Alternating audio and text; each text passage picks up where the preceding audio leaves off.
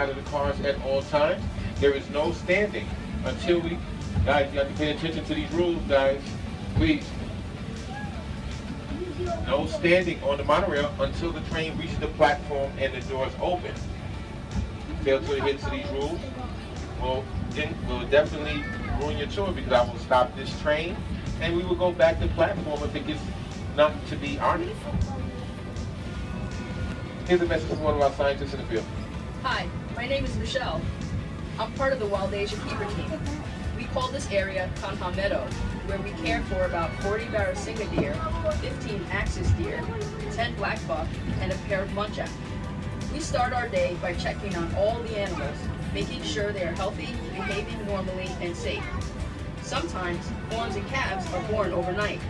Newborns Sir, are please given put your hand an inside the car, which please. includes weighing, Thank you. vaccination, and tagging for identification purposes. While the animals are in the meadow, we prepare their nighttime holding areas so that they have a safe and clean place to spend the night. Thank you, Michelle. She's an MP3, but always thank you for the information. I'm going to repeat these rules one more time in case you missed one. Please keep your hands and your feet inside of the car at all times.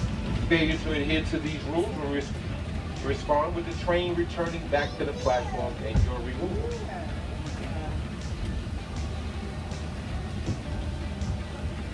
We all know that a species that is extinct no longer exists, like the dinosaur or the dodo bird. Was extinct in nature, which means they can only be visited in those sources there. Buffer, they're stockier. One of our scientists said they're buffer and stockier. That's right. Anything else? Of course, when extinct.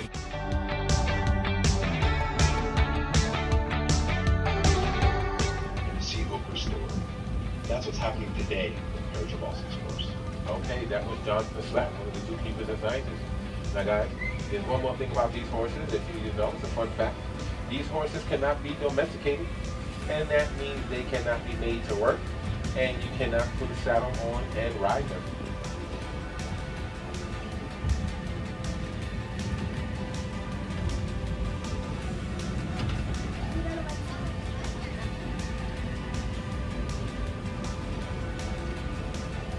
We're now going to be on the lookout for two vulnerable species.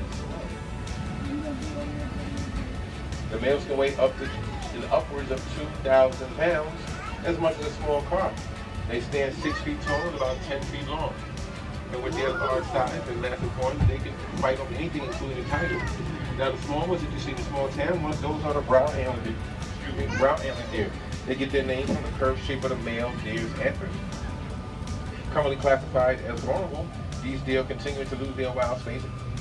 In many places, herds must resort to feeding on crops as their natural habitat has been taken over by farming. That is the gaur and the brown antler deer. The only thing that endangers the gaur is that they have lost their habitat and disease that can be spread to them from domestic cattle.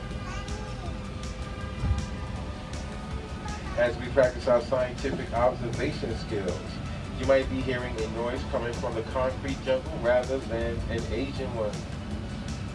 It's easy to forget that the Bronx Zoo sits in the heart of an urban. If you decide you want to take a picture and you stick your phone out past that railing in front of you and you drop it, you lose it. No one's going to go down there and get it. I can't.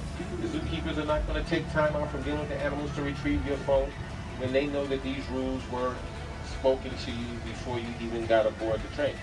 So please, this is for your safety. Now, to have some more fun, we're going to try to, once again, dimorphic, which means that the male and the female do not look alike. That is the male, because he has the tusk. But if you didn't get a chance to see the Babirusa, you definitely won't miss this one. Now guys, I have a category on my train. It is the heavyweight category. As you may remember, when we saw the gaur, I said that the gaur can weigh 2,000 pounds plus. That's the third spot. Our Asian elephant, Patty here, holds the top spot at number 1 at 10,000 plus pounds. She eats 200 pounds of hay a day and drinks 60 gallons of water. That is how she is able to keep that wonderful shape of hers that the male elephant so much loves. That tree stump that you see at the tip of the pool, that is her elephant-sized back scratcher. Here in the Bronx Zoo, we treat our animals very well. They get a lot of personal attention. Our elephants here get pedicures and baths. Because here at the Bronx Zoo, we like our animals. Our next featured animal is Elephant. so the skin of a rhino looks thick and tough, but is actually sensitive and needs protection from sun and from insects. And the rhino's favorite way of doing that is doing what Callie is doing right now. If you didn't get a chance to see Callie or you can't find deer, go over and tough the deer. Guys, just like the white-tailed deer here in New York, the tough deer has a white. Are you guys ready? If you're ready for your photo, raise your hand. Okay, we're coming up on it now. We're going to be visiting the Himalayan tar and the markhor. At this point, when you get to this animal, please lower your voices, please, because this animal will move. Tiger. Guys, I will stop this train if you. Tiger. No. Tiger.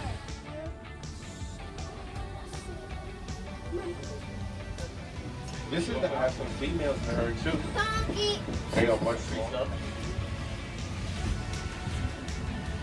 Now, this next particular item, this next particular animal, guys, you have to be extremely quiet. Extremely. This is our red panda, and as you know, most red pandas sleep a lot. He is sleeping in his tree, and we don't want to disturb him. So be very, very quiet. I'm even going to speak softly. Just look, our journey is almost at an end. You heard from some of our animal experts here and in the field, and tried out some of your own science skills while on the drive. And I thank you.